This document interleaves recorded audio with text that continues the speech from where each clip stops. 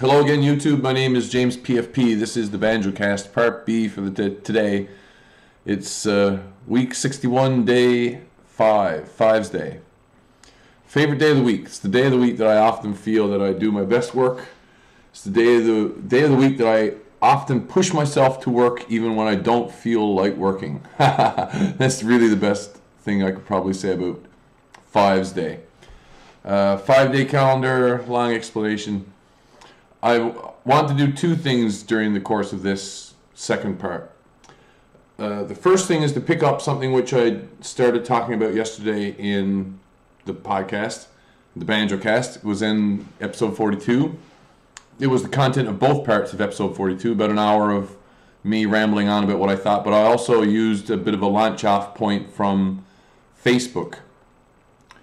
And on Facebook, the thing that I was talking about indirectly was the WannaCry ransomware attack, which occurred in May of 2017 and which basically came to a head.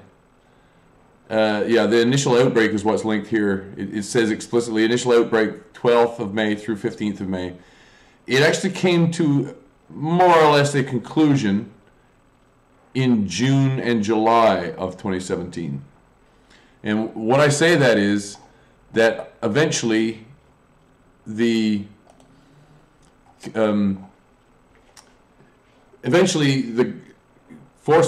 U.S. government seized three unique Bitcoin addresses, also known as a Bitcoin wallet. They seized three unique addresses which contained within them the approximate worth of about 51 Bitcoins. So the investment of 3 Bitcoins raised a total of 51 Bitcoins in final, gross. That was like gross profit. So the net profit, if you want to look at it that way, is 48 Bitcoins divided by 3. That's kind of how you want to look at it. Like the net profit for any given investment of 1 Bitcoin turned out to be quite a bit. 16 or so. Hell, we'd call 1 in 17 if you really wanted to. 1 to 17. Funny numbers one way or the other. The reason I mention this, I have two sets of media links. I never thought this would happen. Here I am, ready to criticize CNN. I won't be referring to their what appears to be a video link. I don't know if it goes to YouTube. I highly doubt it. Bitcoin has given investors whiplash yet again. Whiplash. Because of what?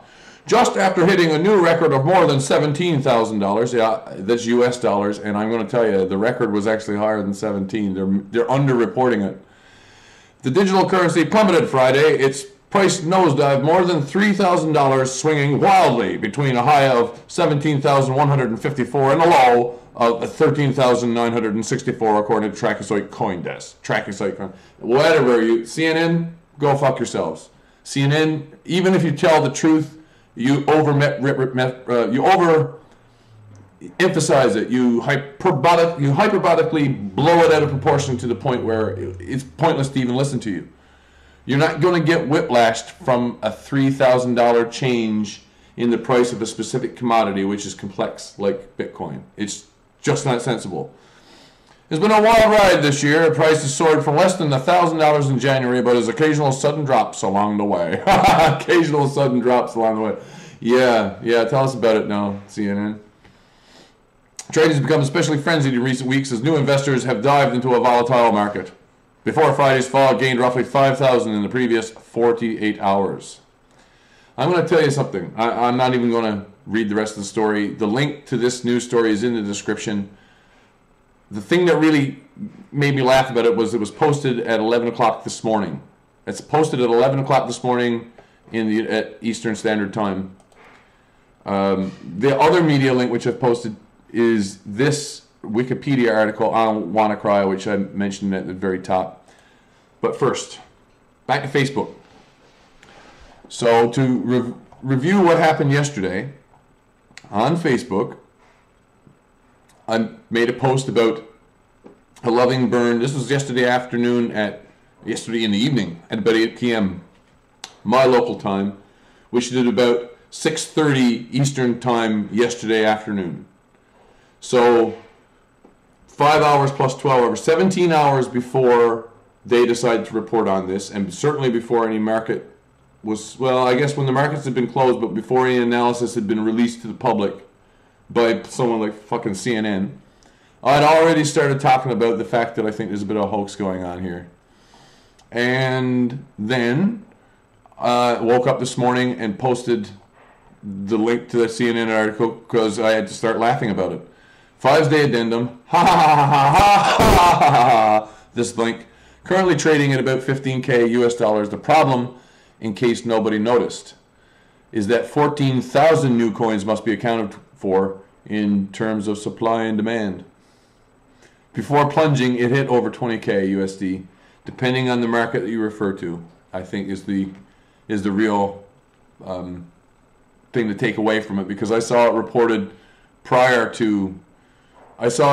on media sources elsewhere, and I'd have to go back now to see exactly what media sources I saw it reported on. I do believe MSNBC was one of them in its financial reportings on Thursday afternoon, was announcing that it was quite a bit higher, and I doubt that they use Canadian dollars to put out the value of Bitcoin in. Wild ride, said I. Ha ha ha, looks like we can see where the penny stock and market volatility meet. No wild ride, period. Cash currency is too inflated for thousands or tens of thousands of dollars to buy much real property.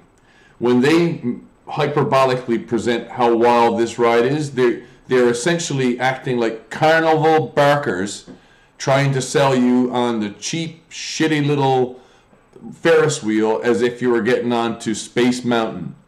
This just not in the same fucking amusement park in any way, shape, or form. Okay? Point number one. The credit crunch comes before Christmas this year, is my contention. The second part, I still maintain the right 50 bitcoins could cause much the same problem because basic mathematics. And allow me to further show this how this is going to be true. While being fungible, bitcoins are still uniquely identifiable and useful by virtue of uniqueness.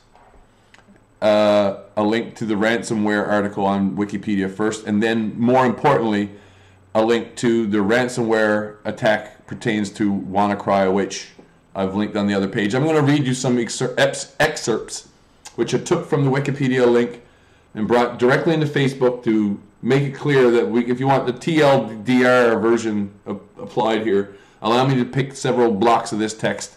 You can call it quote mining if you want to, but I can take huge fucking quotes and let it speak for itself. WannaCry propagates using Eternal Blue, an exploit of Windows Server Message Block (SMB) protocol. Much of the attention and comment around the event in May was occasioned by the fact that the U.S. National Security Agency, the NSA, had already discovered the vulnerability, but used it to create an exploit for its own offensive work, rather than report it to Microsoft. This was reported on WikiLeaks, among other places. Microsoft eventually discovered the vulnerability, and on Tuesday, March 14, months before the attack, 2017, they issued a security bulletin MS17010, which detailed the flaw and announced the patches had been released for all Windows versions that were currently supported at that time, these being Windows 7, Windows 8.1, Windows 10, Windows Server 2008, Windows Server 2012, and Windows Server 2016, not Windows XP. In addition, because it's no longer supported as of that time. In addition to Windows Vista, which had recently ended support, much the same as XP, it got support for a couple of years after it was, formally dropped. We won't be supporting this anymore. We will give it, ongoing support until we finally roll it all together. But Windows Vista, my God, the fact that we're even buying Microsoft's word on anything, Microsoft, why would it be that the National Security Agency didn't give a damn about letting Microsoft know when Microsoft there's no desire to actually release a finished product in the first place. Another fucking topic. However, many Windows users had not installed the patches when, 2 months later on May 12, 2017, WannaCry used the Eternal Blue vulnerability to spread itself. The next day, Microsoft released emergency security patches for Windows 7 and Windows 8. Organizations were advised to patch Windows and plug the vulnerability in order to protect themselves from the cyber attack. That's from the article, from the Wikipedia link, which is, as I said, in the description for this video. As with other modern ransomware, the payload displays a message informing the user that files have been encrypted and demands a payment of around $300 in Bitcoin within 3 days or $600 within 7 days. A couple of different links provided. A couple of different references were provided in the article. 3 hard-coded Bitcoin addresses or wallets are used to receive the payments of victims. As with all such wallets, their transactions and balances are publicly accessible even though the cryptocurrency wallet owners remain unknown. The wallet, in this case, is only 3 Bitcoin addresses? But it was worth 50 Bitcoins in July. One last thing to consider. In fact, the price of the Bitcoins were going up ever since. As with other one last thing to consider, as with other modern ransomware, the payload displays a message informing the user that files have been encrypted and demands the payment of around $300 in Bitcoin within 3 days or $600 within 7 days. So I reiterated something which was in that last block. Okay, in case you missed this. I suspect the time frames aren't random, but an arbitrary cutoff that will hack basic human nature. Anyone who can really afford to pay the higher price will wait longer, because they'll try to spend less cash with technicians and gurus first, before conceding to pay the ransom. Which is exactly what the media has been doing. We'll get into this. Not only the media, this Wikipedia article, which I've linked. Just hang on. I suspect these time frames aren't random, but arbitrary. The longer the exploit runs, the higher the likelihood that a very large amount of sensitive and important data could be transmitted, routed, and stored by a botnet. Oh, there is another last thing. My bad. Advice on ransom. I'm going to go to the article here now because I swear this is in the article. I pissed myself laughing at these little lines. three articles. Like New Scientist says this, the BBC reported this, and ZNet reported this. Okay, so New Scientist in May 2017, BBC before the New Scientists in May 2017, and then a week after the BBC, ZNet reported this. Experts advise against paying the ransom due to no reports of people getting their data back after payment. First, as well, and as high revenues would encourage more of such campaigns. Strangely, due to no reports of people getting their data back after payment. Okay? Now, I'm going to go back up here. The ransomware analysis. The process of virus execution can be divided into 3 steps.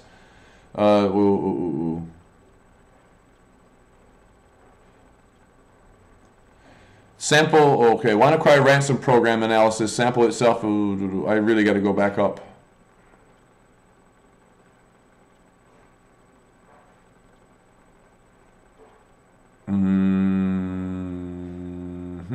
I'm having a look here.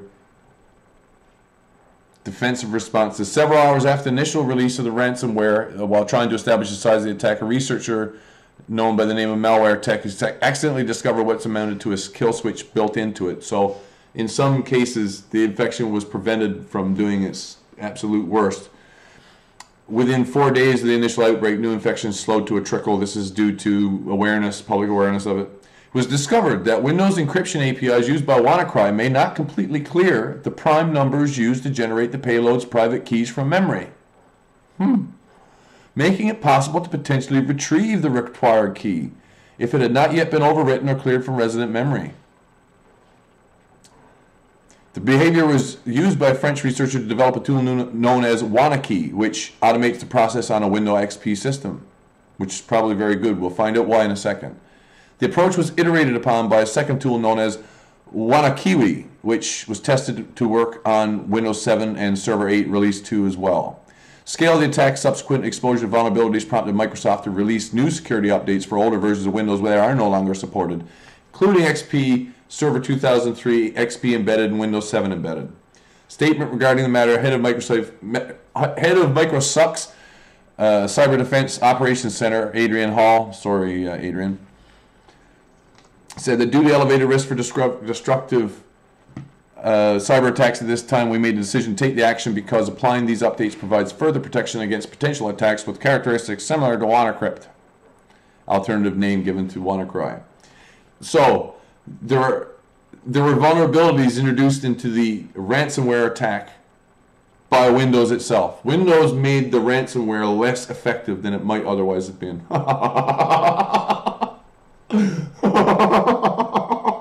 It's like it taints everything it touches. Oh, gross. Advice on ransom. Advise not paying the ransom. Okay, that's really the carry away bit. But what if the data that had been encrypted wasn't merely encrypted, but also copied? That would mean that a user getting access to their own data by simply waiting wouldn't actually have the only copy of the data, although they might think they do. And how about this? Home Secretary Amber Rudd refused to say whether patient data had been backed up, and Shadow Health Secretary John Ashworth accused Home Secretary Jeremy Hunt of refusing to act on a critical note from Microsoft, the National Cybersecurity Center, NCSC, and the National Crime Agency that had been received 2 months previously. These are all these people that were just mentioned in that little block quote. They're all in Britain. That's all in the United Kingdom. This is all due to the WannaCry attack, which had happened on National Health Service computers, some of which, maybe most of which, were running Windows XP. Refusing to announce whether patient data had been backed up. That's funny. Why would you refuse to announce about that one? One, because it sounds like you're not doing your job to not have a redundant copy of like a backup copy of the data. One, because it sounds like that would be you failing in your job. Whatever minister or bureaucrat is responsible for security should know to have a backup of really sensitive data. And if it was backed up but not by the government, it would be even worse. It would be doubly embarrassing to any person in government. So they're going to avoid that question. Why would that cause concern for the bureaucrats? Very simple, I think. It's possible the infection quite literally did get a backup copy of the data, but they had to pretend that they hadn't thought of backing it up for access in some redundant system. Quick counting method. If there's enough unique data kicking around, it can help to physically create new Bitcoin addresses. These Bitcoins could then later be spent, not exchanged, and the data revealed. So, if you remember, WannaCry kind of ended at around June and in July when 3 unique Bitcoin addresses were found that were identified as being the wallet. So let's just get to here. 3 hard-coded Bitcoin addresses or wallets were used to receive payments of victims. As with all such wallets, their transactions and balances are publicly accessible, even though the cryptocurrency wallet owner remains anonymous. As of 14 June, May, June, July, like within a month, a total of 327 payments totaling $130,000 or 51 Bitcoin had been transferred. Now, I'm going to get down to the very, very bottom of this article. Affected organizations list. I'm going to read through them alphabetically. The Andhra Pradesh Police in India. Aristotle University of Thessalonica in Greece. Automobile Dacia in Romania. Cambrian College in Canada. Chinese Public Service Security Bureau.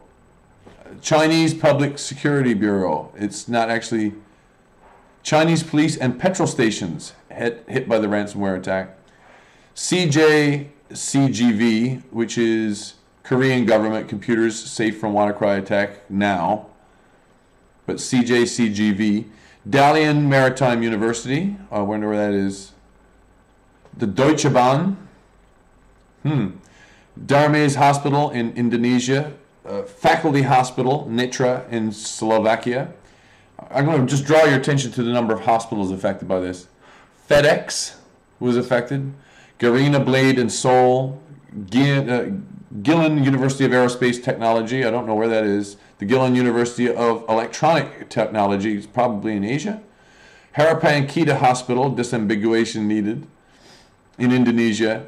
Heshu University in China, I would imagine. Hitachi was affected. That's in a Japanese. Honda was affected, also Japanese.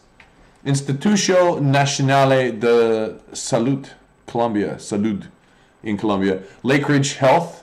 I'm not quite sure where Lake Ridge Health is. Let's take a guess. Oh, Toronto Star reported, so let's guess Ontario. Lax. Where is Lax? Lax second victim, or Dutch. It's a Dutch company. LATAM Airlines Group, Megaphone. Ministry of International Affairs of the Russian Federation. Ministry of International Affairs of the Russian Federation. Gee. Ministry of Foreign Affairs, Romania. These are places that got hacked by the WannaCry virus. These are places that got ransomwared. They got encrypted and forced to pay remit some kind of a Bitcoin in order to retrieve access. Okay. Some kind of a fraction of a Bitcoin. Ministry of Foreign Affairs, Romania. National Health Service in England. National Health Service in Scotland. Nissan Motor Manufacturing in the UK. O2 Germany. Petrobras was affected. PetroChina was affected. Portugal Telecom. Pulse FM. Q Park. Renault. Russian Railways, the company. Sandvik was, I think that's another Dutch company. Oh, Spanish, I don't know. Global cyber attack. I'll look at some prominent victims. So that was reported in Portugal. That's, I think Sandvik is, you'll find, is a Norwegian company or something along those lines. Sao Paulo Court of Justice. That's in Brazil, I think. Saudi Telecom Company. Sparebank. Ooh. Shandong University. And state governments of India. The government of Gujarat, Kerala, Maharashtra. Maharashtra, and the government of West Bengal. The Suzhou Vehicle Administration, that's Chinese. Sun Yat-sen University in China. Telefonica was affected. Telenor Hungary in Hungary, I imagine that's the telecom company. Telecom in South Africa was affected. This is a lot of, you know what this is? A lot of user records being tied up. A lot of personal information and data of actual human being people. Real important and valuable data, you see. Timra Municipality in Sweden. Ooh. Universitas Jember in Indonesia. University of Milano Bicocca in Italy, I think it's Bicocca. University of Montreal in Canada, and then Vivo, Brazil. National Health Service was the one that probably did the most speaking about it, because they were being held up to, answer. NHS denied that it was still using XP, claiming only 4.7 devices within an organization ran Windows XP. Just so happened that was the record-keeping devices, baby. Why don't you admit that there was a redundant copy made, but you didn't make it? Why don't you admit that? I have no idea why they don't admit that, other than, it makes them look really, really bad. So, well, wait now. I've just closed the window that I need to log out from. So I'm going to properly log out from it. I don't think there's anything else to be read there on that article, like on those particular articles. I've been posting issues which are related to it. I probably will continue to talk about it in the near future. Main thing to remember is, if you're wondering about what it is the Bitcoin is based upon, you shouldn't be thinking about, well, you can grind out your own. You can also be a miner if you're really interested in it. Why invest in it when you can be a producer? That's the stupid argument. The real value of Bitcoin is the data which it protects at the end of the day. Bitcoin is not only a wallet, it's also the key to get at the wallet. So an investment of one Bitcoin address, if I own one Bitcoin, if I bought it outright, I got the value of one Bitcoin for next to nothing, and it as a wallet is capable of collecting 18, 19, 20, 50, 100 additional parts of Bitcoins in total, other people's wallets, then that's the investment opportunity. Especially if it can't be cracked, if it can't be broken, if there's only one way to get at that access back to it. So it speaks very highly of either the encryption, or we're looking at, depending on what the state of the art is, if you really want to believe the miner's argument, it's only a matter of time till we'll get access to this again when some other computer gets a chance to grind out what these addresses will or won't have, so that we can crack our way back into data which is otherwise represented by Bitcoins. Thank you very much. That's the long and the short of a very long argument. I don't care what anyone thinks if I do or don't know what I'm talking about. This is what I think. If you agree, comments below, or if you disagree, comments below. I could care about the state of it, the up or down thumb. What I'm more interested in hearing, if you have a criticism of what I'm saying, how is it that I'm wrong, so that I can better understand it myself. I'm sitting back and watching. I sat back last night and watched and thought to myself, you know what? I might as well say right now I have no reason to suspect this is going to go up in the near future or the short future. But I do have reason to suspect that the value of any given Bitcoin should be between 5 and 13 digits in cash value. In any cash value. Name the currency. It's got to go between 5 and 13. Otherwise, until it does, when it does, we'll have a much better idea of what actual inflation looks like, actual real inflation in cash currency looks like, and we'll also have an idea of how secure and how trustworthy it is as a base currency. It might well replace the US dollar, especially if the US dollar ain't nothing special in terms of fiat currencies. And so there we go. That is the long and that is the short. I've been doing some video work here today. I spent 2 hours earlier. I got a cup of coffee poured for myself. I ate supper. I feel pretty good. I got the coffee waiting to cool down so I don't burn my lips. But I just spent about half an hour waiting for the coffee to cool down while I yakety-yacked. James, are you really Satoshi Nakamoto? No, I'm not. But I tell you, Hilljack, I actually said last night on, not on Facebook, I said last night on here where my understanding comes from, and no doubt Satoshi Nakamoto is one of the people that allowed me to have this understanding, perhaps.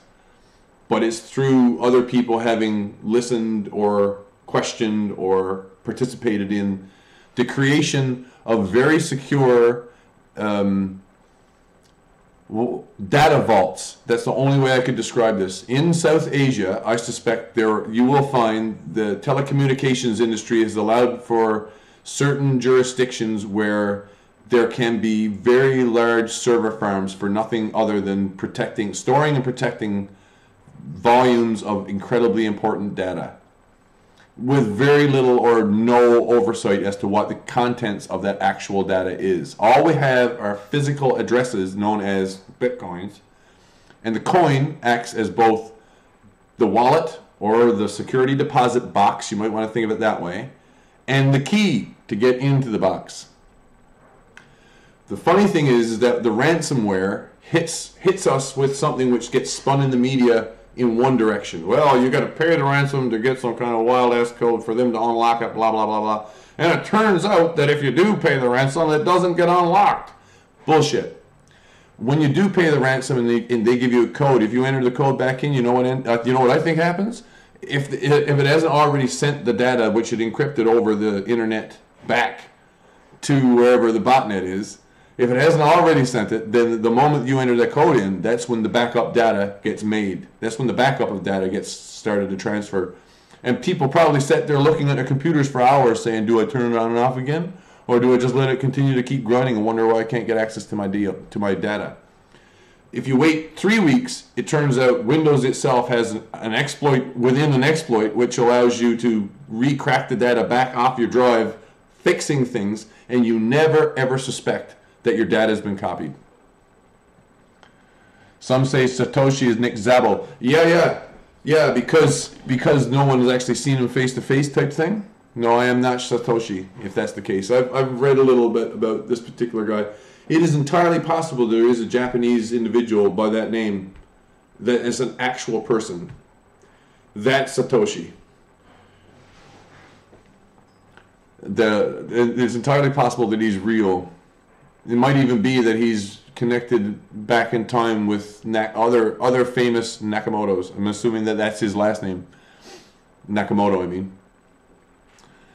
What else did I want to mention? Neil Stephenson. I made a few posts yesterday about Neil Stephenson. I'd like to read you this from his website.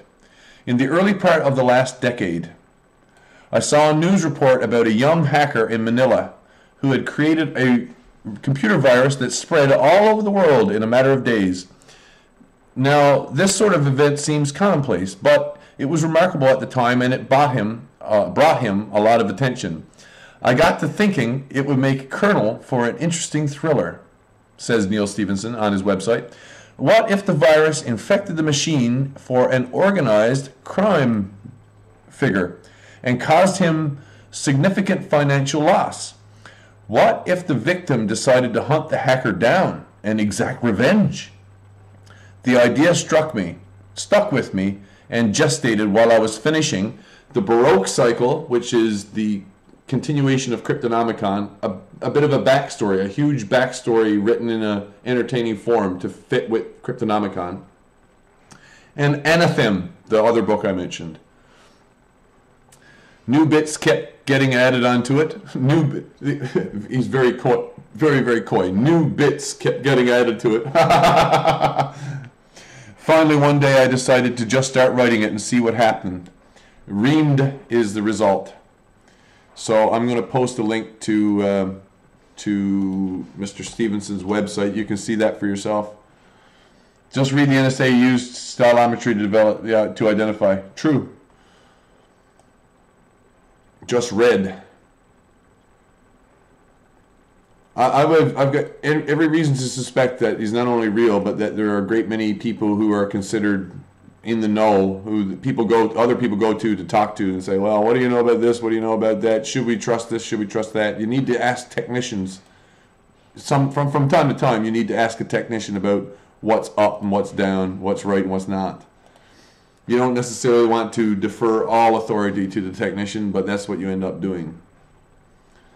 I don't doubt he's real.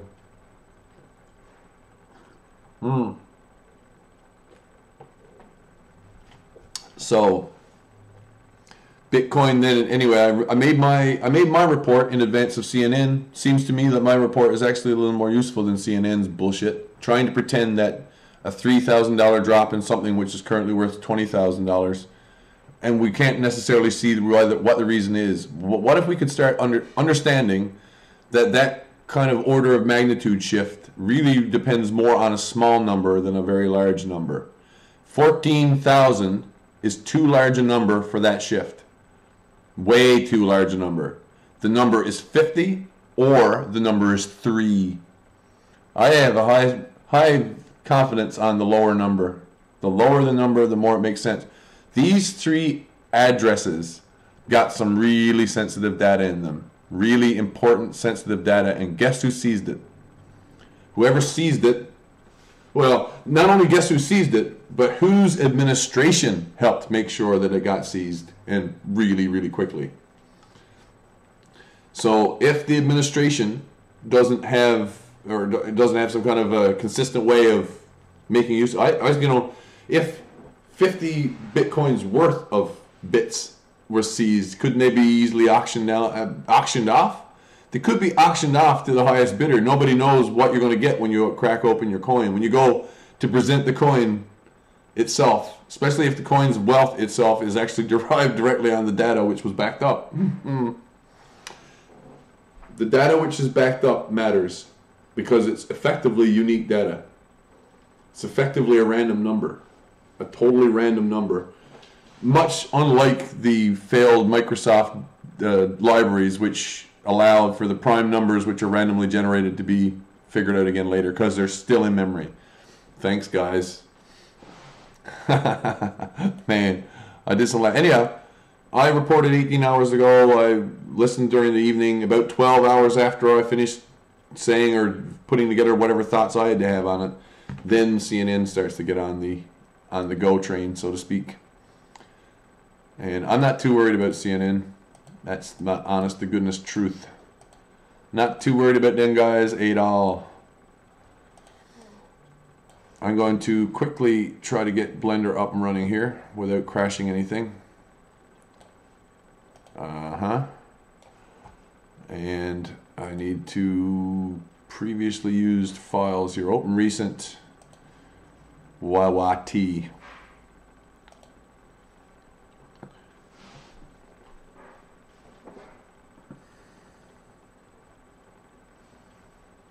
Yeah, I can hear all of my my loading happening in the background through my headphones. It's funny. I'm going to turn the desktop audio back a bit. I was hearing a lot of echo. I did a quick review also of what I'd recorded earlier. As you can see, my nice little Stardate thing is still working great here. I love my coding. Oh, wrong cup. I got to announce too, before I get too deep into this evening's worth of work, that I've changed some of my personal routines. One of them is I no longer drink tea exclusively. I've taken up a slight consumption, a very small consumption of, very small, at least a daily intake of coffee as opposed to tea. And it's merely for taste. I enjoy the taste of coffee more than the effect. And I do have a taste for strong coffee. And if I had to choose a coffee, I'd choose probably an Americano. I'd want espresso plus hot water as a way of getting like the strength, but cutting it to a certain degree to allow for actual satisfaction from that strong a piece of or a brew of coffee. One thing that I have to do, that I have to get back to doing, is before I get much further, I have the camera here, which I did the filming on. We've been working on I say we, anyone who's joining me, anyone who happens to be watching the stream here tonight or watching after the fact, if you want to watch the uploaded copy. I've been working with this camera, which is a Kodak instant camera. Let's see what this is, a 10.2 megapixel EasyShare C180. Doubt they make these things anymore. Pretty easy on the batteries. It's got a decent enough lens, not terribly great. The video card or the flash card I've got inside of it right now allows for a maximum file size of about 80 minutes, and I can get several of those onto the card. And I need to quickly have a peek on the card, which I'm going to facilitate.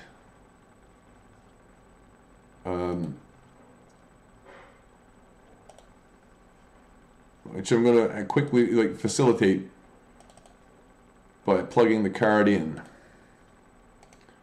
and then copying. Oh, actually, I'll cut that one and move this over to the correct drive. and the correct location. So I had missed a single item when I originally copied those files off the stick. And the item in particular is the one that I kept referring to during the course of the first session, which was I have a short clip which identifies precisely the aircraft I'm in. So what I'm going to do is first take a wild guess as to how long that clip might be. It shouldn't be any longer than that. Or copy that number, paste it there. That's with a Control-C, Control-V. I'm going to B select for box select and grab all of them at once and move them over. And now on this side, I'm going to hit this button. I'm assuming you can see what I'm doing here. I haven't actually physically checked this. Blender Windows Capture. This could cause a crash. It didn't. Here's Blender. Here's that. Yes.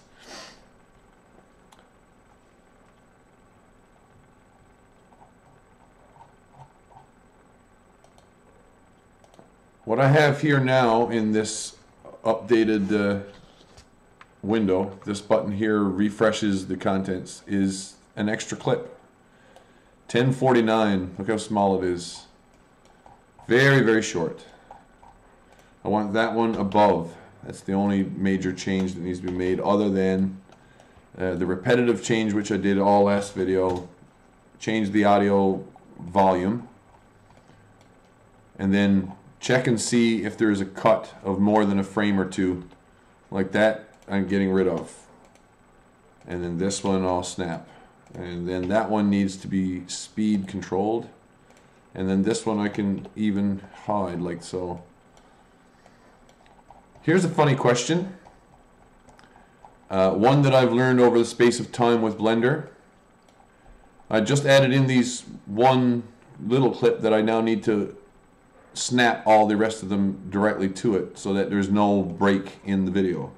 No break in audio, no break in video information. The way to do that is to make this into what's called a meta strip.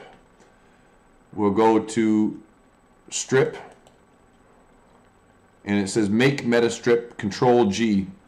So hit Control G and it flips it all down into a single strip. Hit Z again, and we see that all of those waveforms were wiped out of memory and then reloaded into memory, because it is possible that all of this would have like physically changed. I need to be careful about what strips I select here as part of the issue.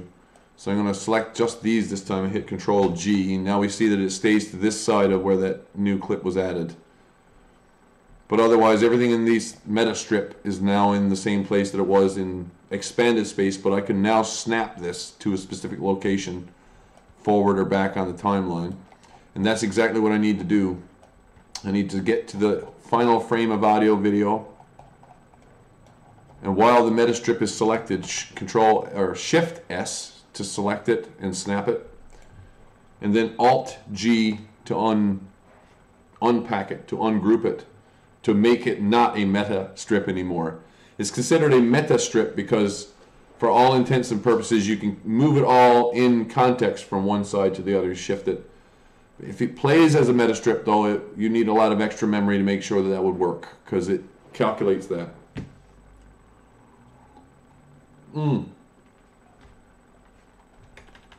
So let us look at what I just added.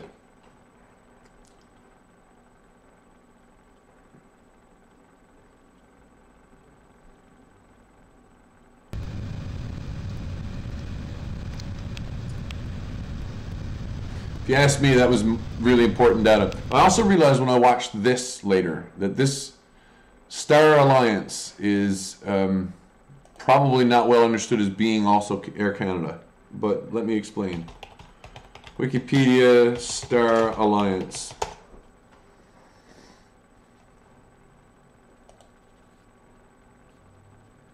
One of the world's largest global airline alliances. Founded in 14 May 1997, its current CEO is Jeffrey Goh, and its headquarters located near Frankfurt am Main, Germany. As of November 2016, Star Alliance is the largest global alliance by passenger count with 689.98 million head of SkyTeam in One World. Slogan is the way the Earth connects. Star Alliance's 27-member airlines, operates a fleet of approximately 4,657 aircraft, serves more than 1,300 airports in 192 countries. That's only 6 countries less than people that watch Game of Thrones worldwide, and carry 641 million passengers per year on more than 18,000 daily departures. Alliance has a 2-tier reward program, silver and gold, with incentives, including priority boarding and upgrades. Like other airline alliances, Star Alliance airlines share airport terminals known as co-location. Many member planes are painted in the Alliance's livery. So, Star Alliance, huh? Customer service member HUDs, former members, or members and affiliates. Oh, number 3.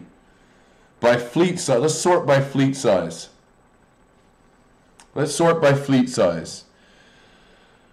United Airlines has 744, Air China 381, Turkish Airlines 294, Lufthansa, Air Nippon, number 5, Air Canada. No, sorry, number 6, Air Canada, 173. 173 for Canada, huh?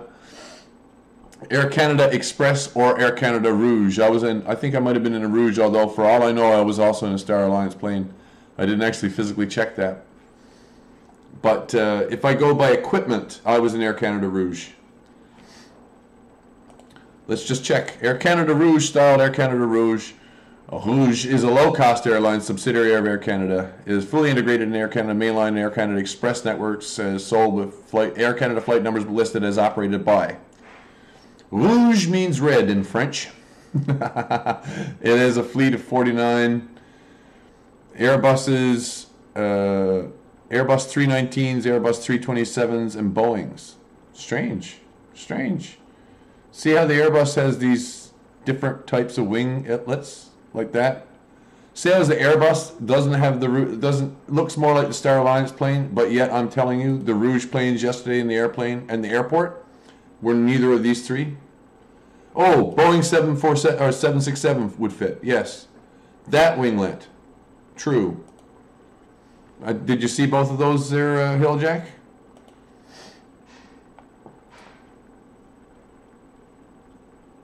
That was, yeah, I've got it right there on the screen above my head. That one there, that one actually does work, if you understand what I'm trying to say here. Let me see if I can't move the window. Oh, wrong one.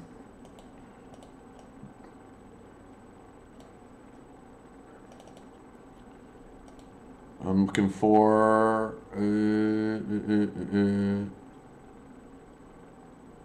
that one and crop right. Air the 767 300 extended range. The winglet on that, yeah, that would be Canada Rouge then. Okay. I can understand that I might mistake that for the Embraer 192. Anyway, maybe I was on Express, not on Rouge. Not entirely sure. One way or the other. I'm getting a little bit more truthful as days go by, as I catch myself making mistakes or what have you. It'd be much easier if other people could tell me when I'm wrong, and then I could just go, "Oh, great! I'm glad you told me that. Now I can say the right thing. I can get it right instead of getting it wrong." You know, because it's not necessarily a bad thing to learn to get it right instead of getting it wrong. Hey, CNN. I really want to do something else too before I get much further. I'm going to do it right now as well. Well, no, I won't. No, I'm going to finish what I've started. Suffice it to say, I left a comment quite recently on another YouTube channel, and I haven't done a video about it yet, but it's none other than Washington Post. The Washington Post video channel, the YouTube channel for the Washington Post. I left a comment there, which was, you know, I wasn't first. I wish it was first. If it had been first, I'd have yelled first too. Oh, man. But, yeah, I might want to get back to that tonight. I really might. I think it might be a real good time to do so. So yeah, this is like the unboxing part.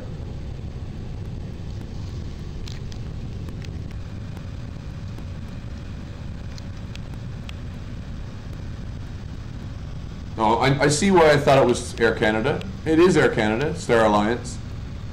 Because Air Canada is written on the plane right there. It's right there, yeah. I looked at it earlier, I was like, yeah, geez, how would you say that's Air Canada, dude? You don't see Air Canada written on that livery anywhere, do you? Now, don't you know that's not Air Canada? Yes, it is Air Canada. Air Canada Star Alliance.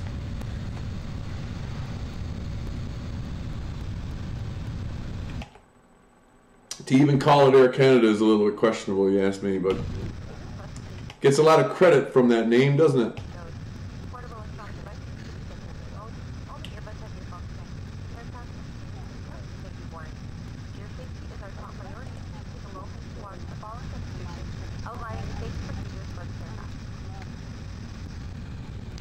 I want to try to make sure that my microphone's not too loud and it doesn't hear what my headphones do. I also have a real good mind to use my good microphone tonight rather than the one that's on the camera. It's problematic, a little too loud, hard to control.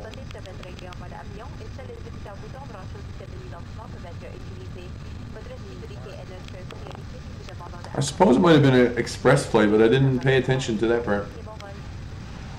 Who has the fleet of Embraers? Embraer.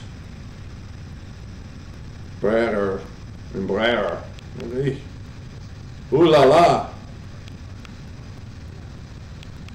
I thought Germans made 190s. I'm not. Oh, that's Fuck Wolf. Fucker. No, Fuck Wolf. Fuck a Wolf.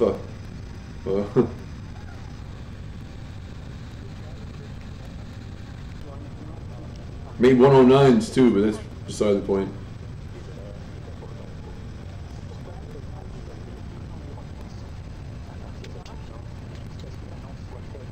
So I don't need to watch the entirety of this. This is 30 minutes or something from start to finish, but I am curious about what I might want to do in terms of fixing the image quality to make this a slightly more legible. Not legible, slightly easier to look at, because the camera, while it's not necessarily a great camera, I don't expect anything out of a camera like that. I don't expect anything great in terms of video. But having shot the video with a camera like that, what can you do with it? I read out explicitly in the last video what the bit rate according to Media Info is. I now need to convert that bit rate from one rate to another. Oh yeah, going to drop black powder on some doughs tomorrow. Will do. They can have a fine breakfast of powder and ball, huh? See you later, Hilljack. Have a good one. I'm going to now convert the bit rate, is what I was saying. So I'm going to use web tools to do this. Let's say 10.9 MB per sec in KB per sec. Should be like add a few thousands, right? Megabits to kilobytes calculator. 1 megabits is 1.25 kilobytes.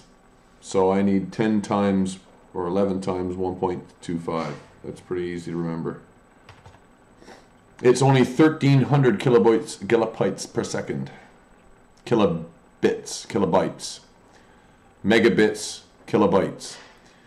So, 1350, was it? Great. That's good to know. Right here in my Blender my Blender instance, I've got a bit rate which is explicitly codable. I'm working with format AV. I'm going to go to H6264. I can physically change things like the GOP size or whatever. Distance between keyframes. For YouTube purposes, that should be 15. This bitrate is the bitrate the camera is already at. I could make the file size of the entire thing smaller by making that bitrate slightly less. Let's say I'm going to cap it at 1250 instead. So there will be artifacting and some compression effects appearing on this video's output due to what I just did there, which was to make the bit rate a little bit smaller from what it was. But I'm curious on the final render not being the same size as what the source material was. I'll tell you why. The video from the source material, when I copy it over to my hard drive, is around 2.5 gigabytes. And it's only 36 minutes long, 35, right? Just for comparison's sake, the video which I uploaded in the last podcast, that was 2 hours long. That's less than 2 gigabytes. Way, way less. Because it's for other reasons, one reason or another, even though it's got higher kilobits per second than that, or kilobytes even, it's kilobits. It's got a higher rate than that for video information. It's only sending half the number of frames that is. So you can effectively cut the bit rate in half from what that is. This is a heavier bit rate, but because I've changed the frame rate, the bit rate doesn't need to be as big. I could even probably drop that to 1200 and it would still work all right. The main issue with Blender here is to change the GOP size to 15. It's not the Republican Party that's to do with the distance between keyframes. It's an FFmpeg setting, the GOP size, and it is explicitly listed on YouTube for content creators to do that. Not only in this software, but in other instances. So, and I've got that done. Now, next question. Next thing to be done. What do I do to make the video image better or improve the quality of the video image that I'm dealing with? In terms of coloration or clarity of presentation of what it is I'm looking at. For example, I don't need to see this over here anymore. I'm just going to make that a lot smaller. And I don't really need to see much more than that here. So I'm going to make that much smaller. And then I'm going to move this back this way to get some more video presentation out of this small area. And then I'm also going to change this, which is the YouTube window, by making the right crop properly. And then I can move Firefox back to where it was. James, are you really? No, I'm not. That is true. I am not any Japanese expert on Bitcoin.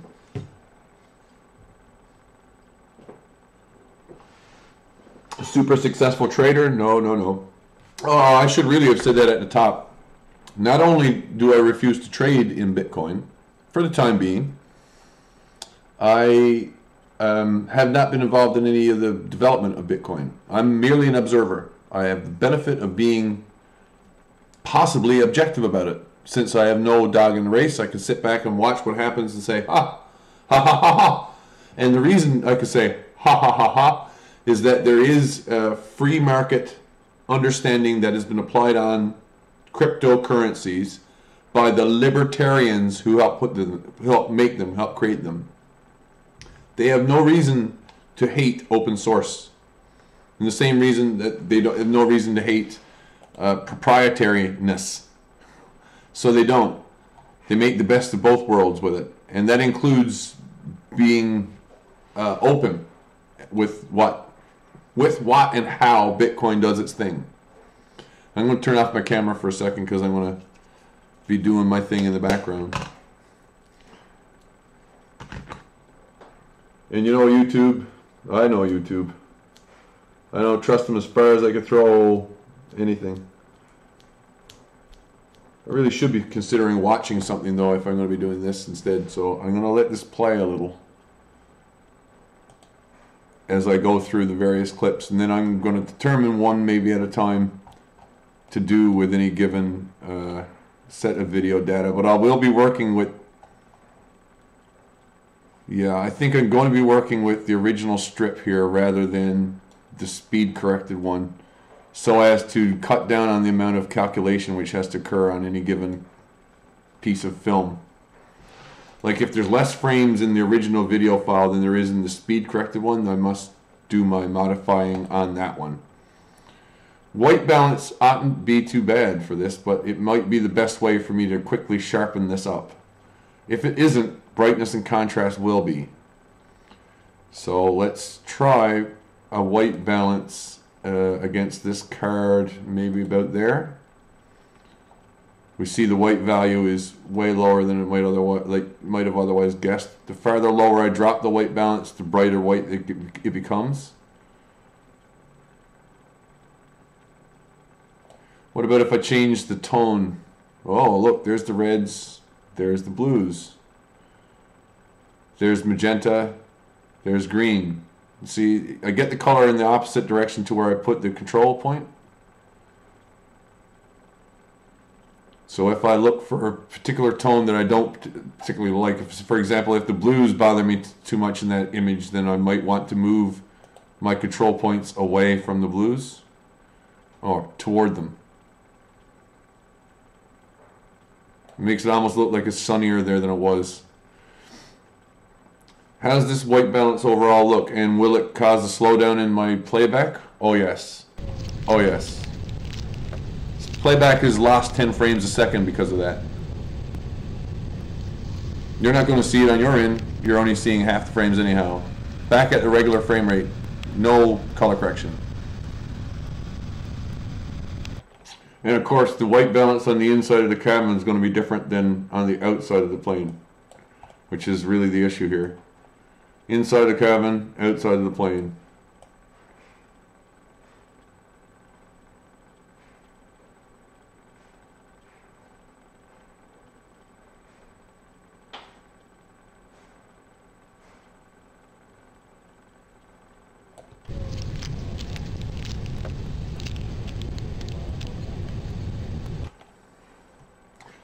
Now, what else might I do to improve that image, you might ask? I'll turn the white balance off just so you can see. Is that an improvement? It is a little more visible. The grain is the grain. Let me try adding another modifier. Second most common, a brightness or contrast followed by or a curves. I think curves probably be the faster way of showing the right information here. Here's the choice, how to find the right curve to bring out those shadows or bring out the colors. So if I just scroll or scrub back through, I'll kind of like that. I get a sense of how white or dark things are. I could reset it, but no, that's not enough. And I could make it darker, but no, I want it brighter. So here's my white balance value on the inside of the cabin. And here seems to be a pretty good levels pass for this small clip. Ooh.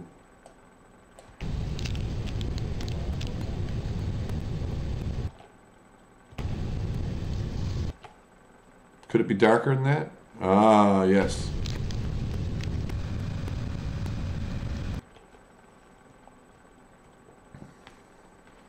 Going after some does, said Hilljack. That's fun. I've never had a chance to go hunting. Not like hunting. It's not so much I haven't had a chance, I suppose. I've never put myself in the way of the chance either. So there's more than one story there. And I also know during the length of this video, or during the course of these series of clips, the lighting is going to change 2 or 3 times. When I'm taking off, for example, I'm taking off in a westerly direction, so the light's in front of me, the sunshine. It's in front of my camera to the south. After we take off and finish clearing and get to altitude, we're pointed in the opposite direction. So now I'm facing north with the sun behind me in the camera, and things are really, really bright at times. Clouds, for example. So it's excellent time to get a white balance. And I'm going to have to take a white balance across all those parts of video, or more or less try to replicate. Now I could copy both of these values, the white balance and the curves for this first clip. I could copy them and apply it to all of them. But while I'm saying that, I highly suspect that won't be the thing which will work terribly well for the reason I just named. There's different lighting situations, there's different, excuse me,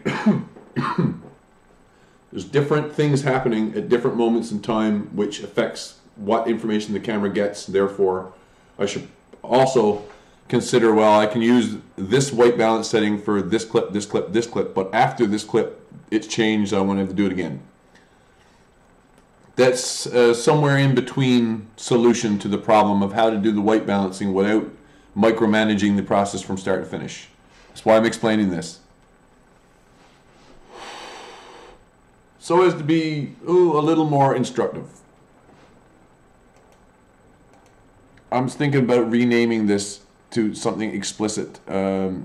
This clip doesn't need to be named. I've got a name value here, which is basically a placeholder. This doesn't relate to anything real about the file name. The file name is used to generate that. But if I change this, it wouldn't actually change the contents of the video file on the disk or anywhere else. So I'm going to call this, what do I call this? The label clip 001. Then this first one is clip 02 star L. So I know exactly when I look at the timeline over here on the left what clip I'm looking at. And I believe sometimes they even rename these to reflect that as well. I also don't really need to see these waveforms anymore. So they take up memory. They're not necessary. They're not required. So I'm going to one by one get rid of these. I wish there was a button for that. There may be something to do that. View waveform. Oh, waveform drawing off. Wonderful.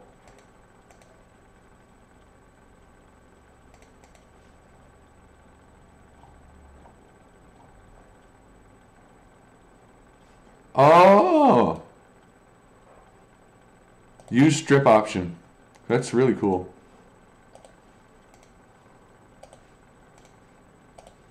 I can turn them all off at once. That's excellent.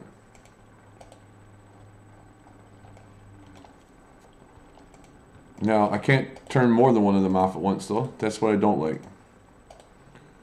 I got to do this one at a time, which is a real pain. But it's the nature of the beast that I'm working with. So I was saying earlier, Blender as a piece of software has been coded as an open source project for the last number of years, and it still maintains its identity as a piece of software from before the time that it was open source. It was coded from scratch, including the GUI that we're working in, this gray formless set of buttons with a bunch of panes. So even while I've got a fairly recognizable file browser over here on the side, which has options like filters up here for how to display what I'm looking at, or add a new folder, or go back, go forward, go up, go reload, whatever. These things are all common tasks to most operating systems, most graphic element sets that you'd be working with as code blocks or objects or whatever you want to call them. The funny thing is I can't right-click this and get a right-click context menu as if it were part of the GUI. I'm in Linux right now. In Linux, in a file browser of any kind, if I right-click a file, I get a pop-up list of things like, do you want to copy this? Do you want to open this? Do you want to do this? Do you want to delete it? Rename it? What? I can't do any of that in the file browser in Blender because the GUI was coded specifically for its so it only has bare bones things that are most useful to what it wants to do. For example, sorting the data that you're trying to work with. Or, limiting the data that you're going to be looking for. Like if filter out any file which isn't an MOV or isn't a video file of some kind. That's the type of thing that its GUI wants to do. So it's highly optimized for the purpose, which makes it faster. The other option that you have with Blender, because of its open source nature, is to have more than one computer working on a problem. You can network render, or render farm is another way of putting it, with the resources you have on hand, and thereby decrease the amount of time it takes to accomplish the final render of any given product, because you can distribute the weight, so to speak. Distribute the weight of the workload to many machines. Even if they're not all the same machine, even if they all render at different rates, it's still faster. So all that said, I'll get to the nitty-gritty in front of me. Second clip, it's this one out the window at the Star Alliance plane. We'll have a quick look. We see that it is not looking near as sharp or colorful as that one. I'm looking through a window and I don't have any reflections through this angle. Add strip modifier, going to do white balance first. I can tweak that afterward. I'm going to suspect that it's much the same as the last one. In that direction, maybe that one.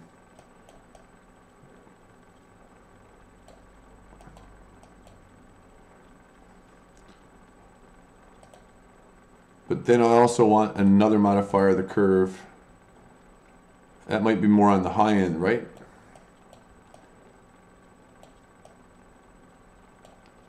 The lows.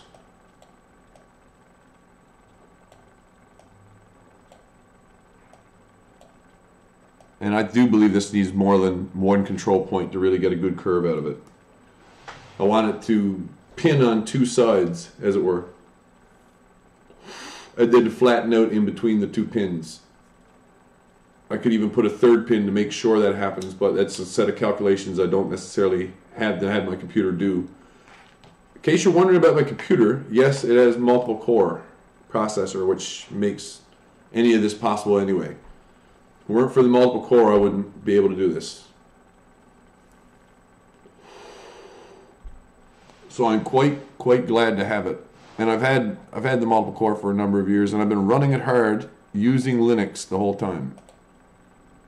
I've never had to worry about the WannaCry worm when it went through, or I should say the ransom. If I had been still using Windows XP, like I probably would have done, I might have regretted it. Although I doubt it. I'm not entirely dumb. That reminds me very much of the moment when I filmed it. Yes, I think that's pretty good color. It's early in the morning. I was getting on the plane at like, well, we were departing at 10, was it? As you can see, the sun is to the south, but there's quite a bit of cloud cover. I guessed earlier it would be about 5/8 cover that day.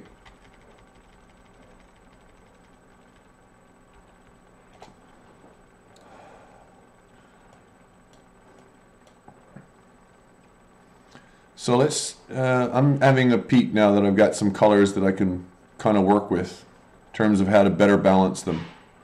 I could use this frame as a reference for the next several shots, at least until I'm pointing at the sun.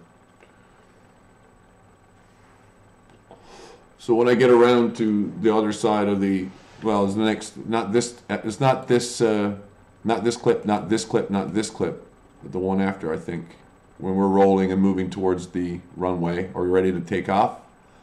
I'd say that's the takeoff moment there.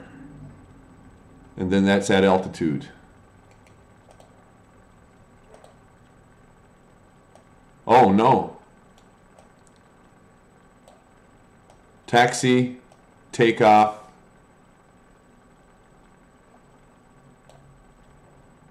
Taxi, takeoff. At altitude.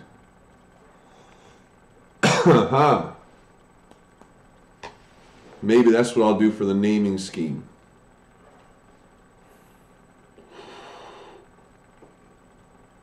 That sounds like to me that feels like the right thing to do so that I know what I'm dealing with when I'm jumping from point to point in the editing process. Like, I want to go exactly to this moment.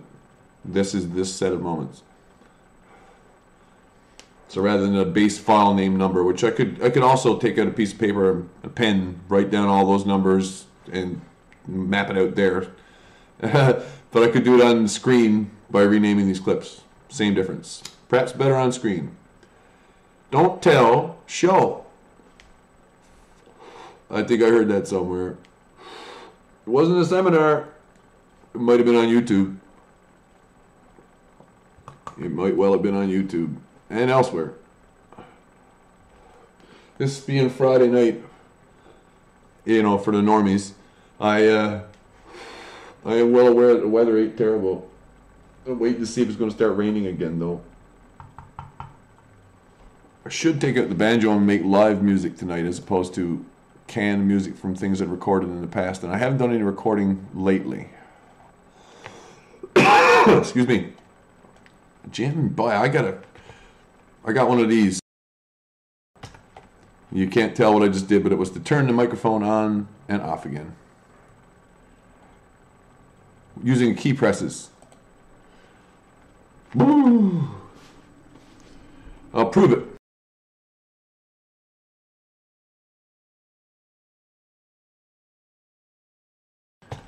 Did that prove it?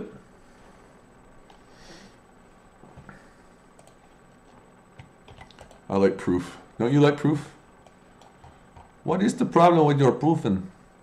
So I was thinking the orange cones for reference image. The camera is already going to be coming up and down again. This set of colors and the bleed which comes from them, you can see it around the edges of the pixel. So we have a sharp edge being highlighted, given some contrast by a combination of this multiplied by that. And that's a pixel calculation done on the CCD. It's the result of the light and the way that it's a 640 by 480 image. Pretty much out of my control, except for I can go after color balances and stuff explicitly in more than one way. One way is to consider, well, that color is about here. So if I want to get rid of the bleed, consequence is I get back these colors. So that's where my blue sky is.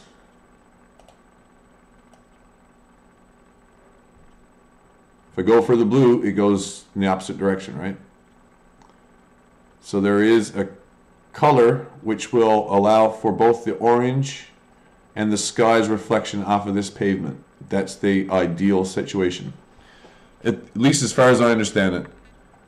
If I want to get the best color balance, which is what I saw through the window, through my own eyes, and they're affected too by the color that you've been standing in.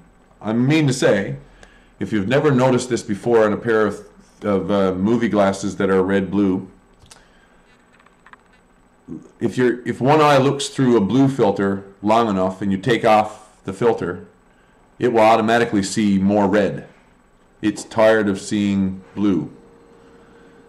And the one that has red on it, when you remove it, it's more sensitive to blue light than to red, which is why you wear a red before you go out in from a lit situation to say a starlit situation, to a dark environment with a limited amount of light.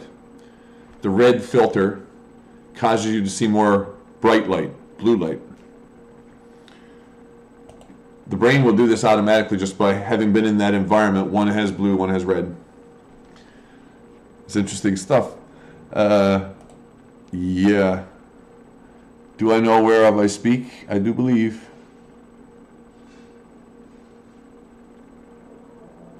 I was thinking about where to get the colors back, and the blue color I want to get out of there is there. That looks pretty good to me. One way to check now is to scroll through it. I'm going to save before I get too far with this. Sometimes this causes crashes in Blender. Scrolling one at a time.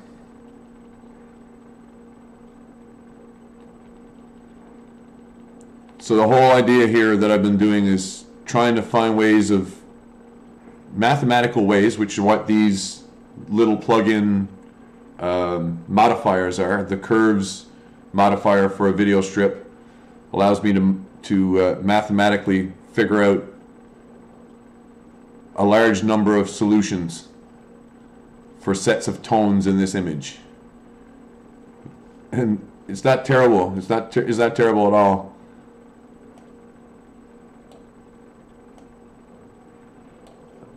There are things which I think are failing in it. You can see some of the grain, for example, in the actual CCD. Shows up in video CCD as this. Patches of colors in one tone or another. So there's added red there from environment. Might be from I'm shooting between the camera. There's a at least a double pane, an internal keep passengers away pane from the actual pressurized window plate. So there's a bunch of light bouncing around. I didn't turn on the overhead cabin light, didn't need to. And I had some control because it's a shade there as well. And the shade, man, the shade's funny. Especially in the daytime. I'm glad I was sitting on the north side of the plane, not on the south. If I'd been on the south when I was doing what I was doing, I would have been allowing direct sunlight in through a window or not consistently the whole time through the flight.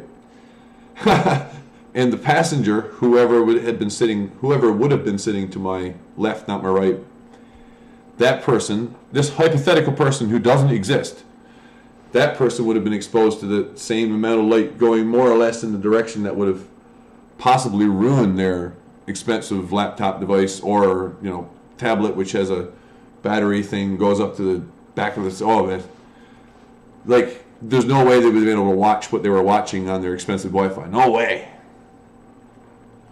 So that's if there'd been like that much direct light. As it was, all I had was a certain amount of brightness which came in from reflected light off the wing, and then the background light is mostly scattered light. The plane itself is already lit up from the opposite side and interior lighting. They didn't turn anything off. They didn't get in our way either in the morning. I've done a lot of milk runs flying across this part of Canada and in the opposite direction with similar results, but technology at the time wasn't this advanced. So the bleed, just to double check my work here, the bleed pixels are what I was trying to minimize, and they have been minimized compared to what they were. I can prove that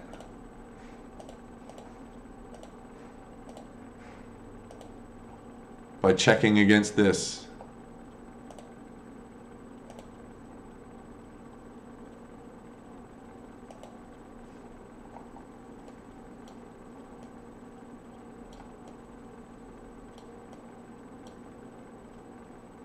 I also thought earlier today I could spend time rotoscoping some of this stuff.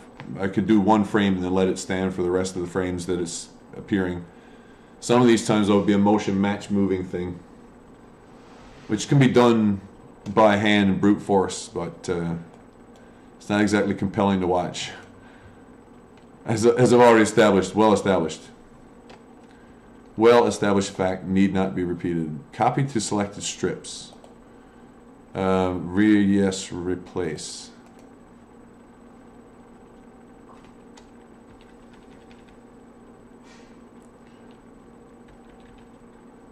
So on this one, there's this one frame where nothing is shown to be true. I'm going to just go to replace there to get it to recalculate frame number 1, which was the one that was placeholding in memory. Viewing at the same side, the plane that was there parked is now gone. The light is different because we're looking southwest. The sunshine is the issue. Already. Has to be. Maybe I'm wrong about that one. I'm looking at the same wing, right? Have we moved? No, I don't think we moved yet. We back up and then we get turned.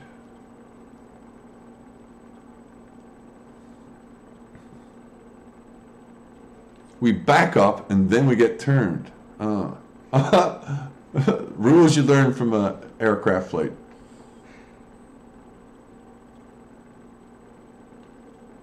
I love the motion in all these shots. That's what I was going after. What's the average speed and stuff? Just for knowledge. Here we go. So shot to shot here, we get an idea of what's being accomplished here. The light didn't change from that shot to that shot, other than whatever the difference in time is where the sun is. We get an idea over here in the side that there's shadows through the clouds. That should be like I should do a tune up on that if I want to keep that artifact or make it more pronounced than it already is.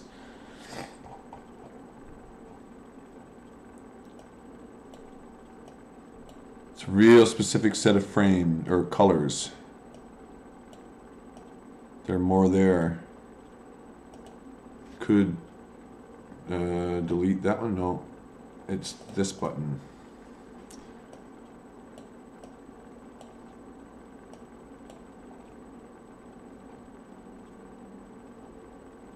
The white balance, right?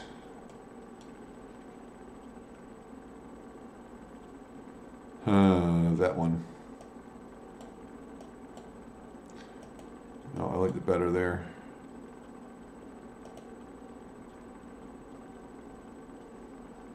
The other consistent thing, which I'm sure no camera can capture willingly about Toronto, is the amount of smog there is. So I should allow for that color.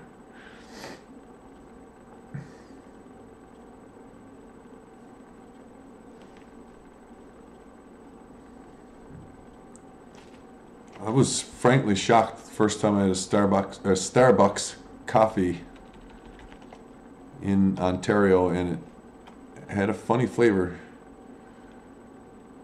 Real funny flavor. There's been very little else changed here in the same plane from a distance backing up, right? Plane is getting ready to go. After this is the WestJet, so Star Alliance number 1. Clip 2, Star All 01.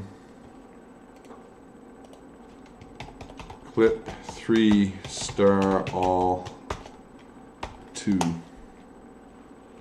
Somebody hit the whatchamacallit key, hey? Caps lock.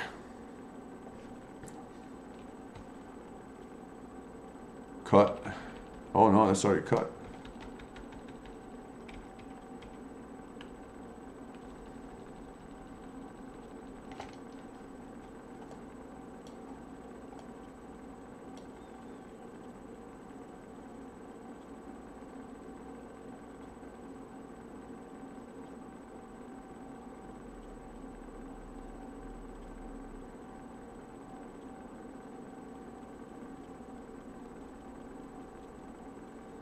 These are known distances. Oh, a 767 could have done it. I might have been looking at 767s. RJ competitors. You know what it is with RJ? Oh, I remember. I know what it is with the RJ. Why is it the RJ got taken off Canadian fleets? I'm not listening to anything. I'm probably talking louder than I need to, or not loud enough, depending. So I got to work on the whole how to make noise or talk about something so that people can fall asleep while doing it. I need to work on that again. I'm sure there's some people that are worried and they're wondering, hey, I did see one other thing on Facebook which has been niggling in the back of my mind. I'm sooner or later going to have to deal with it. Hey, we got the same issue with the 2 traffic cones. There's a different tone to that. If while copying, say, the strip modifiers, copy to selected strips, I started by selecting this one, then that one, copy, and then replace. But it now looks like the same, it's like the same film stock and the same color situation. So that's better, but I need to reload the clip itself. The fastest way to do it is to change this to replace. It doesn't need to be cross. These would also be white, but they're covered in dirt and grime from smog, so I'm not going to color it white. You can see there's different shades of white on it. The color that I can most rely upon is this is fairly reflective, even though it's been painted white.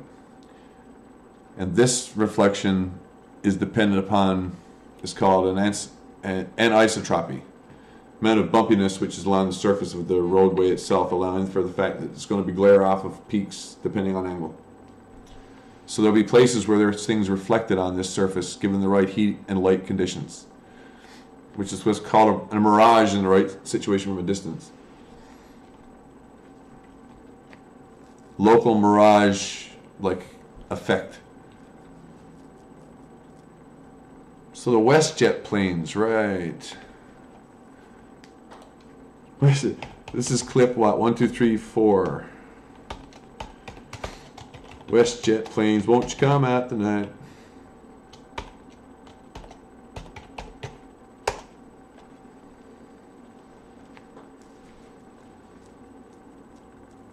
Plans. I'm trying to think about how to do that. Would an umlaut work on the A? I'm not sure.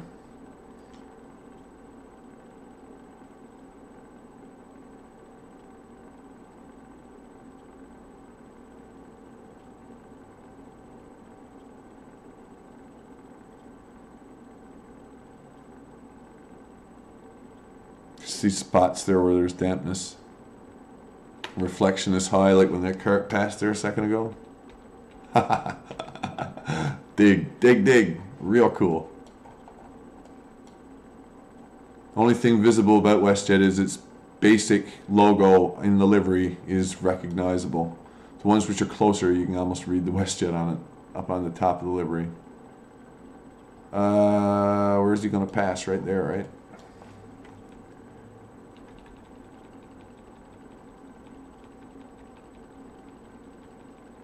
Amount of glare from overhead light, therefore, where the sun's angle is kind of determinable from that puddle. It's catching what part of the sky is cloud covered. We're going to go immediately up over cloud cover after clearing.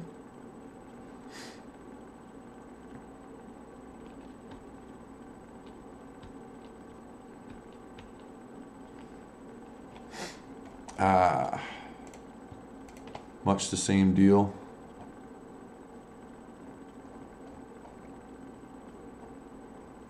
Copy to selected strips. We'll be replacing one for the other. Lights changed. Oh, we've moved. Haha. Go back to the beginning of the clip.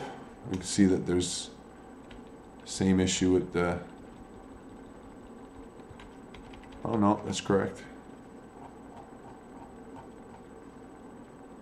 I'm going to set that replace anyway.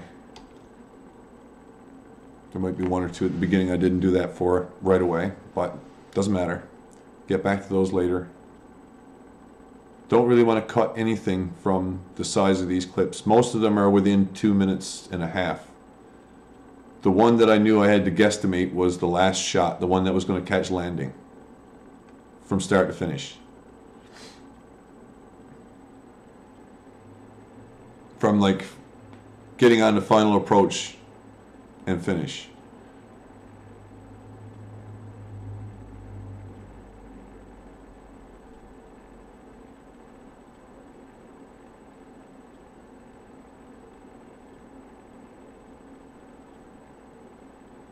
Everything's moving in the same direction. We're all relatively heading in the same, on the same plane of direct, like same proper course, paralleling one another. Safest place for him to be is in between these two moving objects. Get out of that corridor as fast as possible, but you got to pass by everything. Look, there's their road. You can see the line on the tarmac. Light is changed entirely from the beginning of the shot to the end of the shot. There's the sunshine. There's an idea of the smog too.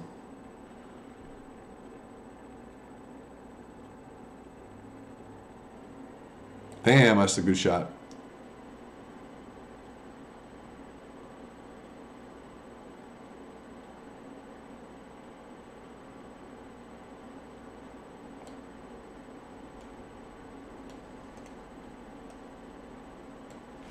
I've been waiting for some time for a video topic, which I know will have to be important to a large number of people, but most people never fucking think about it. And the reason I think about it is I met a person when I was young. How to keep this person totally anonymous. Doesn't matter who this person is.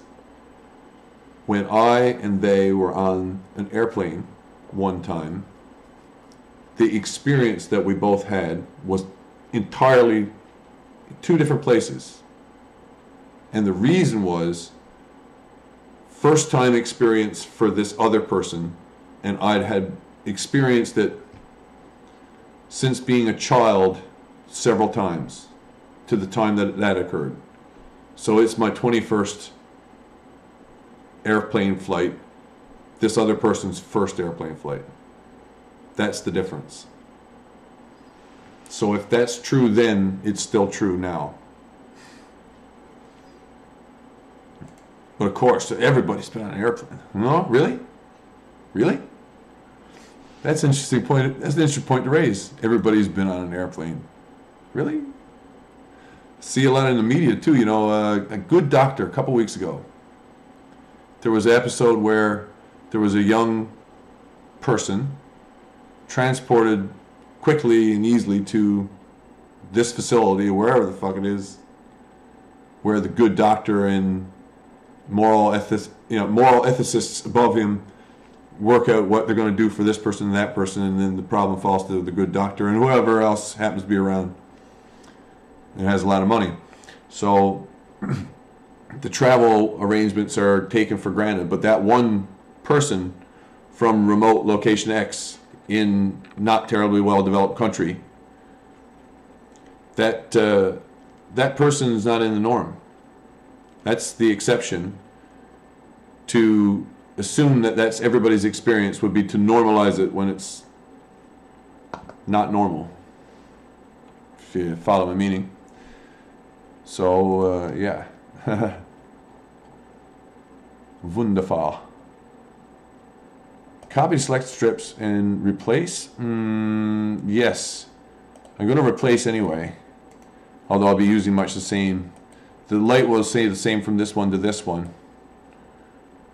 As I said earlier when I was working on this, if you're just joining us, this is the second part of a two-part series. I imagine it's going to be two. This set of shots is all occurring on the tarmac near the terminal of YYZ Toronto Pearson. Don't even remember the terminal. I guess it's this domestic terminal, whatever one that is. I was at such and such a gate on such an airline, and I looked through the window after we were getting ready to roll away, powering up the engines and stuff. This one and this one. One is Egypt, one is Ethiopia.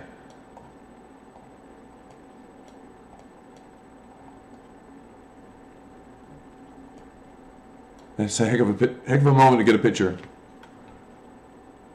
That's Canada. It's no. There's a place where that will always be true.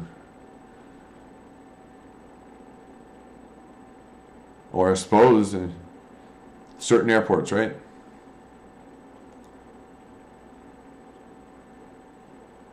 You get a real good idea where the sun is there. So the blue light from overhead is giving most of the tone of this white aircraft. I could try to blow that out on this particular shot if I wanted to glamorize the plane, but I don't know about that. See, just even if I go more to the blue, it still retains blue quite a bit up the line because of the blue inherent in the glow. I like it better that way to normalize the light. To normalize the light, I got to get rid of the yellow, not the other way around.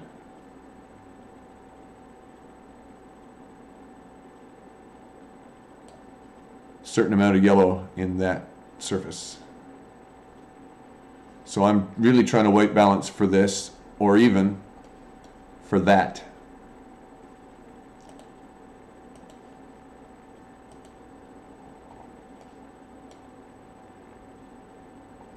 Let's see what the impact is here if I was to...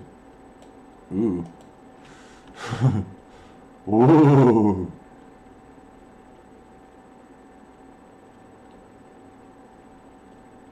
Yeah, I might want to actually go back more this way for there.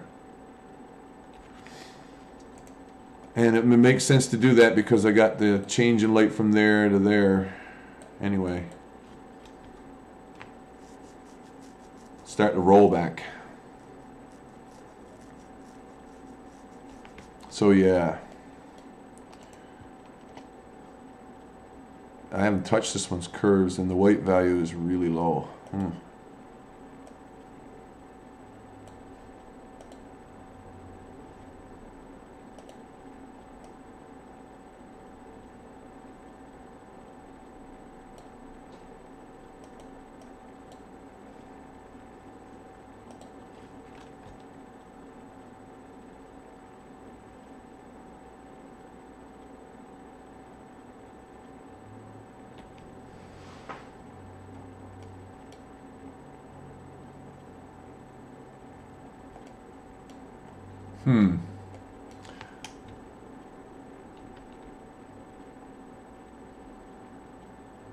So I was zooming in with a not terribly great camera for zooming.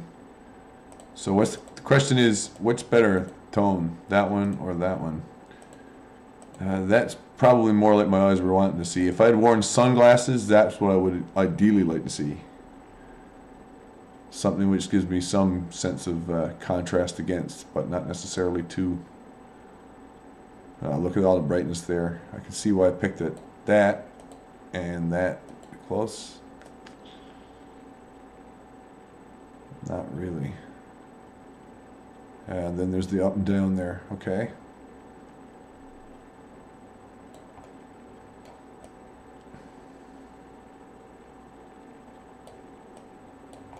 If I don't want this to stop and start, I gotta click up here.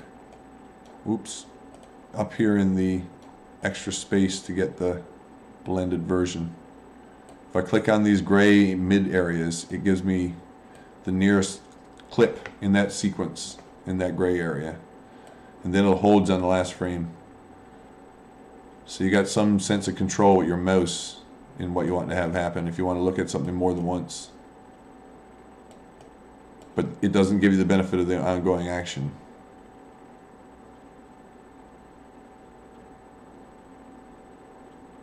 I could put a flicker in there and make it look like it's an old film projector, for Christ's sake. It's got the Kodak does have a certain tone to the grain, you know.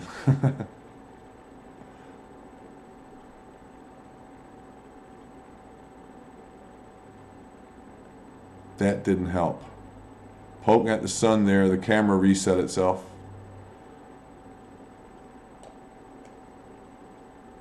So if I wanted to really aim that more to that, that's more like Toronto.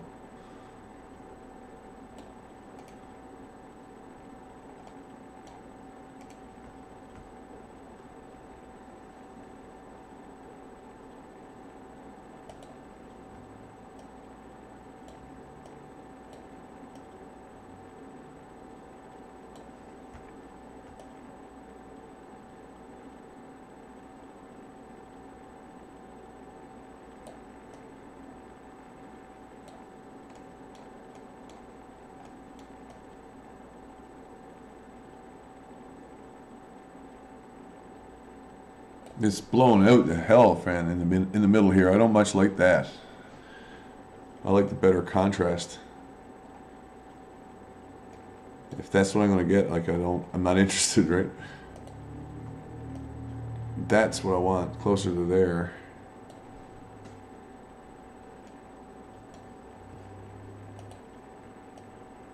And take the greens out, maybe? Something that's in between. And then change the curve.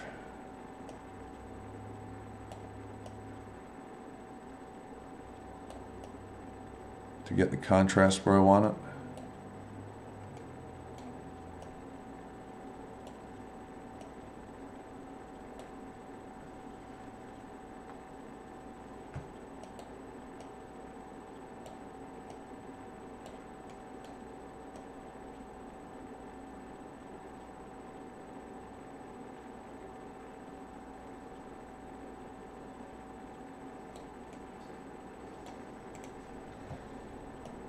Using what I just learned, let's go for the shadow contrast first, and then the highlights. Get the clouds in the background now.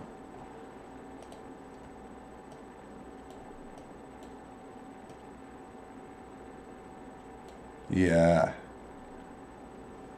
Am I saying Toronto's got like a brown tone? No. I say there's a lot of smog in the air, so the tone has to be allowed for. This carboniferous content is bullshit. Look at the yellows. Look at the red. Yeah. Hell. Wait for it. Boom. Almost passable because there's a change in angle to allow for the difference in the camera from take to take. See, ooh. No change at all. Right now the camera cuts to its own color in the next shot.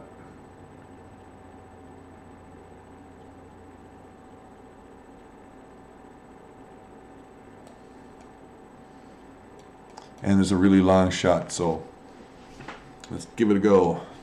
I'm going to be pointing more or less in the right, or the same direction, the right. Right, left.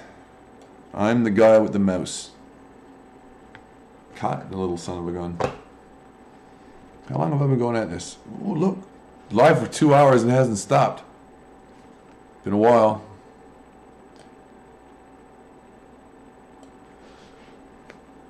This one, I want the same linear modifiers. Copy to selected strips. Replace. Same solution now for the beginning of this clip when we get to it, but I'm going to go to the top and be ready to switch it over should the need arise.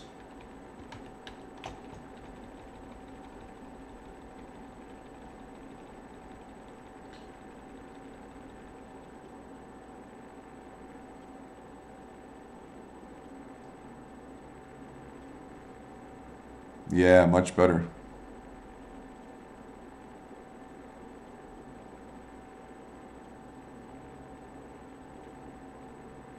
So the thing is, though, it's 10 o'clock in the morning and we're under indirect sunshine from behind clouds and whatever else.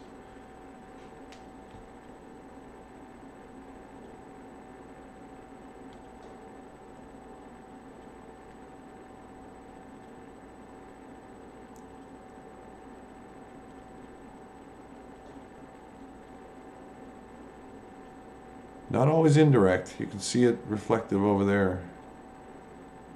Some in shadow, some not.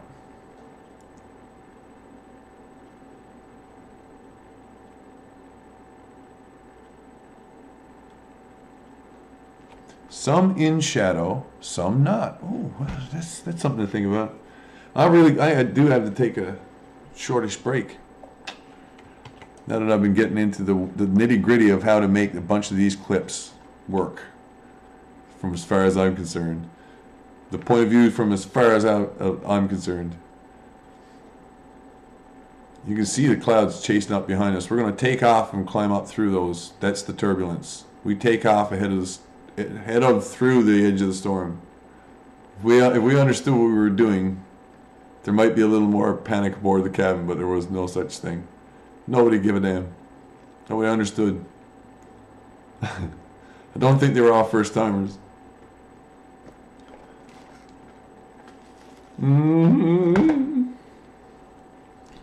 What's he doing anyhow, eh? Oh, a guy in that little car. Oh, I'm not doing anything like the Benny Hill song, no.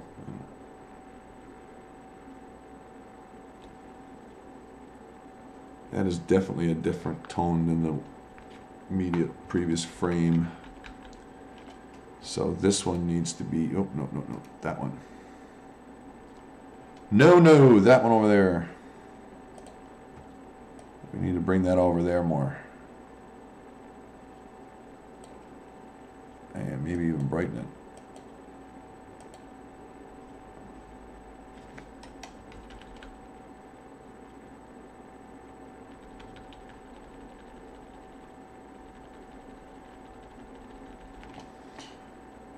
Yeah, that one, white value is really far down. That might do. I've also been counter-correcting by using the curves, right? So that one's curve is different than that one, and that one is different because I've re-corrected it more like the first one again. But we are going into like a fairly gray area.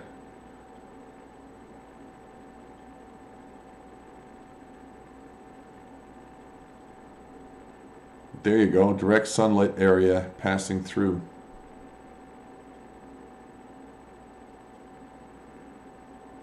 There's direct sunlight. Can use this now as a kind of like counterweight.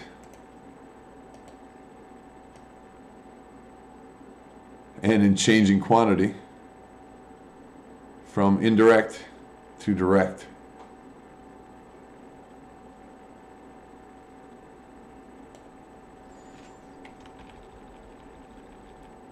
So this color is the one to balance for, although ideally I'd want to balance on a white tone somewhere near it. Up there is too much distance. Like it's an extrapolation, but it looks like it's in the same sunlight that this is, so maybe there.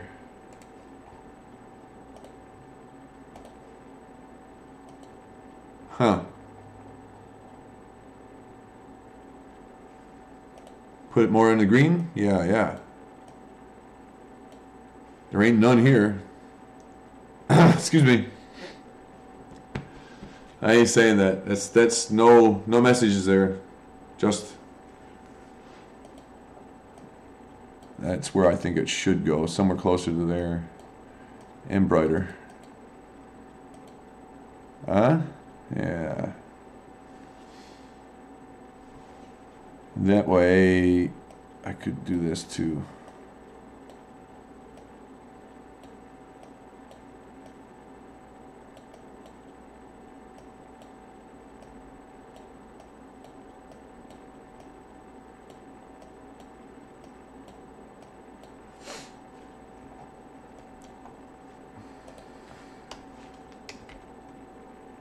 I'm skipping forward 10 frames at a time here.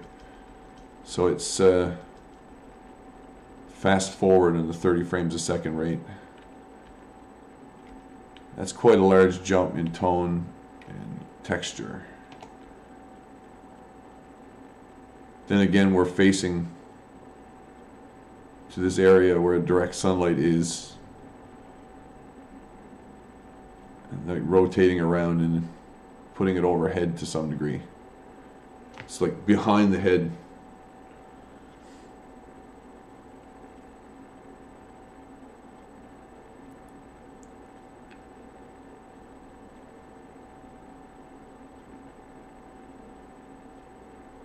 Or wherever the shadow's direction is, right? Because shadow seems to say it's off to the starboard, right? Up over the shoulder. 4 o'clock starboard and high. 10 o'clock in the morning.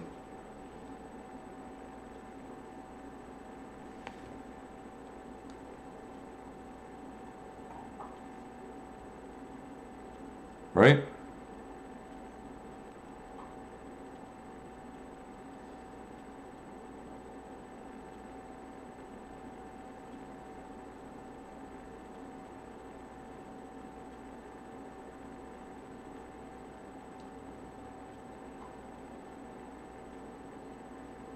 If that's the case, there would have been a really slight course correction, set line course while we were climbing up and out. Don't know if I like that switch. And again, the character of the light changes. Look at the reflection from the sun there. Reflection from the sun. Huge on the background. Like that's all white and lit up crazy. If I wanted to pick the red tones and the white tones, here's the area that's overblown. So I'm going to use the eyedropper and get that closer to where it needs to be first. That actually matches that better to my eye too. Thing is, the character of the light's changing as the sunlight opens up or moves, so I don't have many shots where to make the most of it.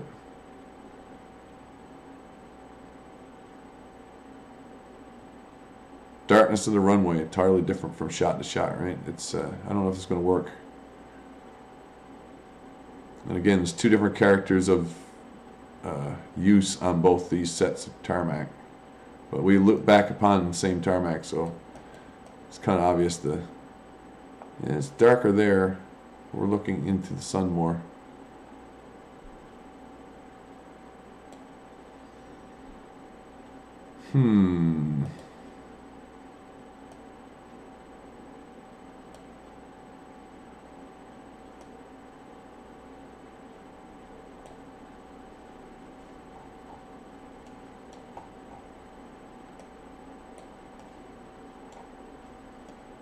Look at the reflection. I want the reds brought out of it a bit, or at least made brilliant, but not too bright.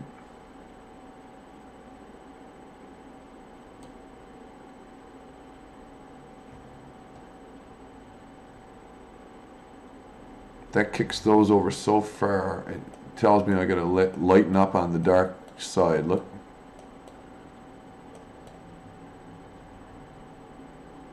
What I did the last time was to cut one of these control points and recalculate with one first and then work on the second one. If needed, I'll find a second one, but this shot to this shot, that's better. That reflects character light much more accurately because my angle is 180 degrees different than what it started from certain angles. Didn't have any of that reflective crap going on. I blocked the light there because I knew it was pretty bright. And then that happens.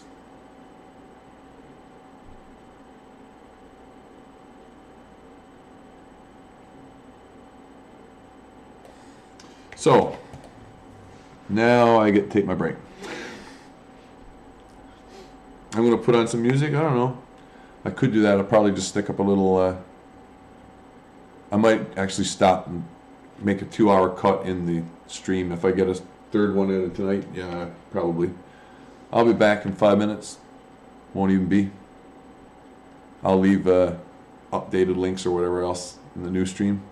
Thanks for watching. My name's James PFP. This is the Banjocast, I swear.